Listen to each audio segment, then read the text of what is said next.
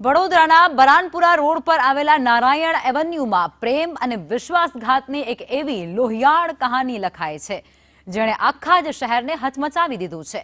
15 વર્ષ પહેલા જેની સાથે પ્રેમ લગ્ન કર્યા હતા તે જ પત્ની રીટાની બંટી સોલંકીએ નિર્મમ હત્યા કરી નાખી। ગત રાતે જમવાના સમયે શરૂ થયેલો સામાન્ય ઝઘડો એ જોત જોતામાં લોહિયાળ જંગમાં ફેરવાઈ જાય છે અને ઉશ્કેરાયેલા પતિએ ચાકુના ઘા ઝીકી પોતાની જ પત્નીની જીવનલીલા સંકેલી નાખી। સૂત્રોના જણાવ્યા અનુસાર બંટી સોલંકી પોતાની પત્નીના પ્રેમમાં એટલો અંધ હતો કે તેણે પોતાની તમામ મિલકત રીટાના નામે કરી નાખી હતી। જોકે છેલ્લા 2 મહિનાથી રીટાનું કોઈ અન્ય સાથે અફેર હોવાથી શંકા રાખી અને બંટીને કોરી ખાતી હતી। આ સાથે ચર્ચા એવી પણ જાગી છે કે રીટા પાલિકાના જ કોઈ કર્મચારી સાથે ભાગી જવાની ફિરાકમાં પણ હતી।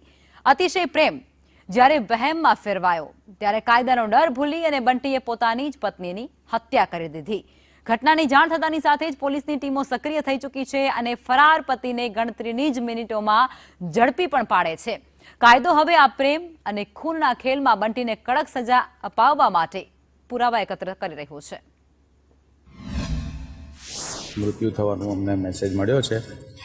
પોલીસની ટીમ પહોંચી ગઈ છે, તપાસ ચાલુ છે।